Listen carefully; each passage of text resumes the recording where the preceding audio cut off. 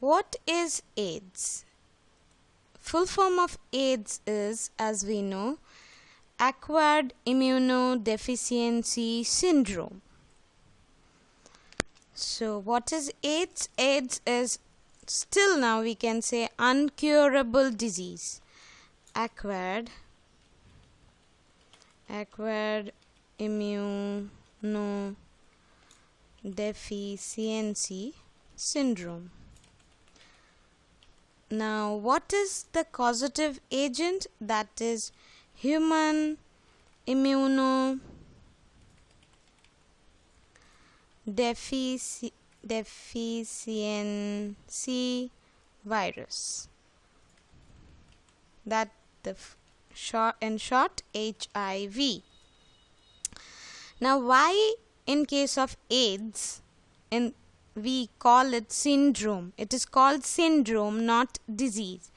Syndrome is when a group of symptoms of more than 2 diseases occur. So syndrome is group of symptoms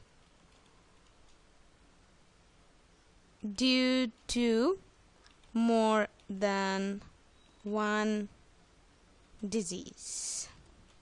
So when more than one disease occurs or more than 2 disease occurs, that obviously will give rise to group of symptoms collectively. So that is called syndrome. Now, why this is called syndrome instead of disease? Because along with immunodeficiency, few other diseases like tuberculosis, diarrhea, fever can also occur, etc. can also occur. That's why this is called syndrome instead of disease. Now, what are the mode of transmission? First one, sexual contact with infected person, that is in short, unprotected sex with infected person. Then blood transfusion from infected person, and repetitive use of same needle or injection, you can say, by drug abusers or in other cases, including infected person.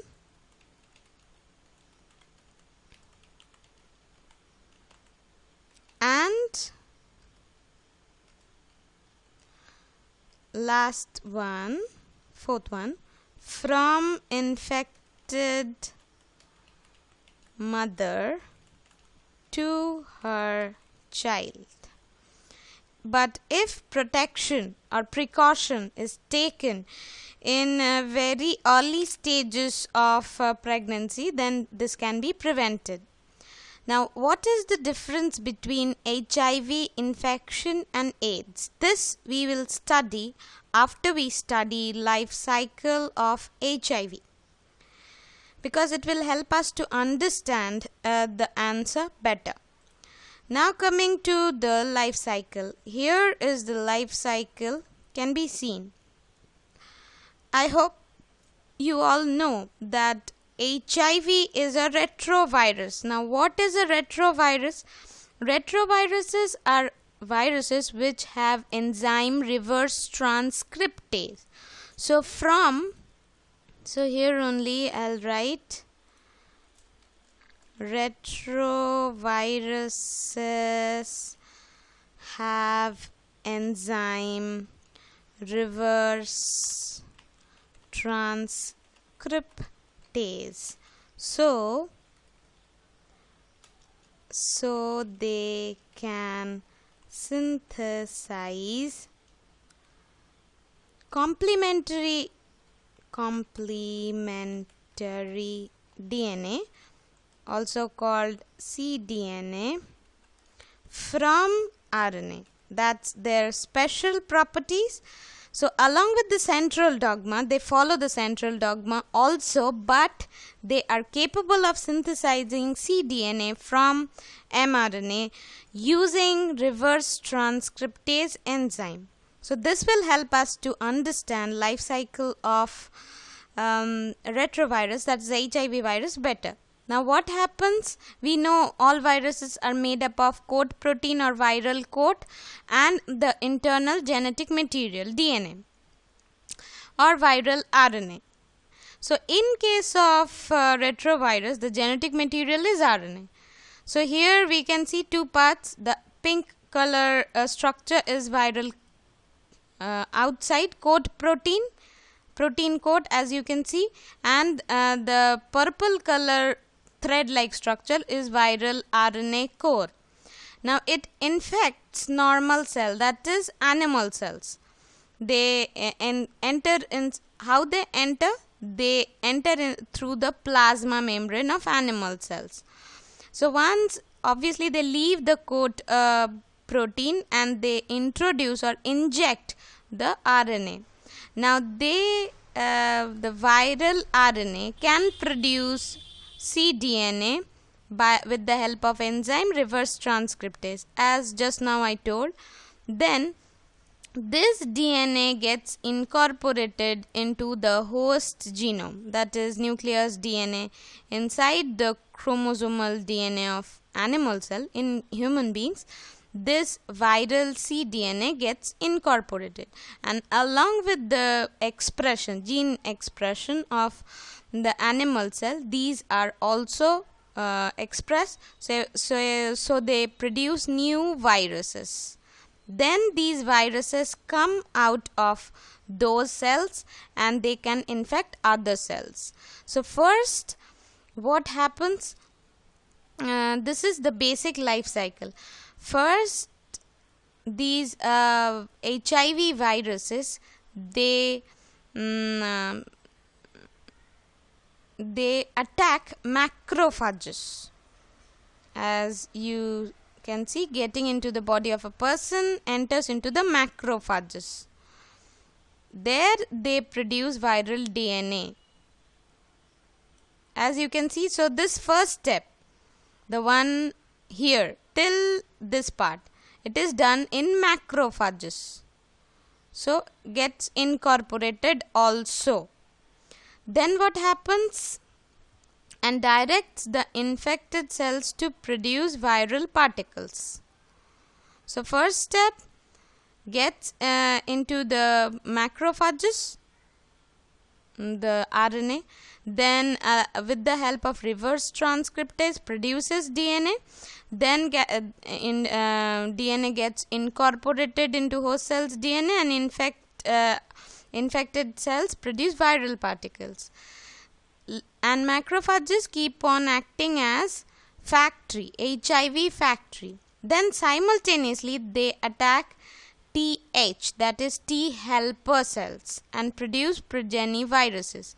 They just rupture and destroy the T lymphocytes. They keep on doing that, and this leads to immunodeficiency. Now next part, diagnosis. Before coming to the diagnosis, we must also know the symptoms. So I said group of symptoms are produced. First type of symptoms include, as I said here, that first a person starts suffering from fever, weight loss, diarrhea. These are the during initial stage, these symptoms can be seen. During HIV infection,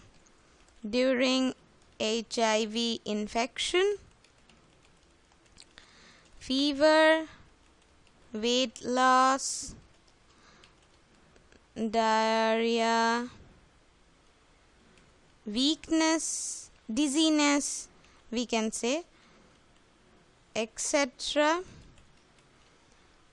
can be seen. Later, after they make a person, HIV infected person can become immunodeficient due to destruction of Th cells. So that leads to a person starts suffering from other diseases like mycobacterium, fungi, even parasites like toxoplasma attack, and they cause different diseases. Now diagnosis is done by enzyme linked immunosorbent assay.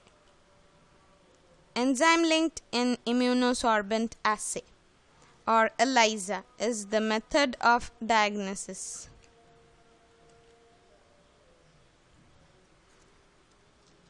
Now what is basically done in ELISA? Also treatment with antiretroviral drug, but death is, and also okay, so there is no treatment till now. There is no cure of AIDS, because for treatment we must destroy the causative agent, but as we studied, destruction of HIV is almost impossible. Now coming to this question, what is the difference between HIV infection and AIDS? As long as the HIV virus do not show any symptoms, we call it HIV infection. So we can say HIV infection means the virus do not show any symptoms, which can be up to 10 years. So we can say it's dormant stage, means the as the virus remains incorporated in host DNA, but they do not replicate, they do not express their genes, that is, progenies are not produced. Now what happens in case of AIDS? When a HIV virus starts expressing their genes and they start producing progenies, and those progenies just burst open or destroy Th lymphocytes, T helper cells, that leads to destruction of our immune system, or disruption. Our second line of defense also fails. That leads to AIDS. Now coming to one more point left, that is prevention. How to control? That prevention, we must, there is no cure, so precaution is better. How to take precautions? Precautions can be taken like precautions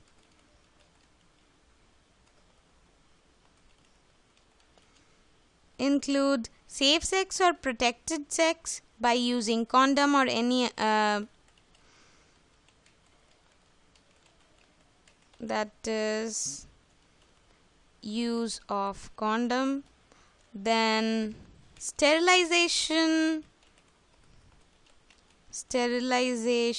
of needles, bloods, and prior to blood transfusion, presence of HIV must be checked. So for this, ELISA can be used. What else method? Here you can see promoting regular checkups for HIV susceptible populations, and it should not be hidden, and infection may spread in more people, and people must not, the person suffering from AIDS must not be isolated. That will lead to more infection.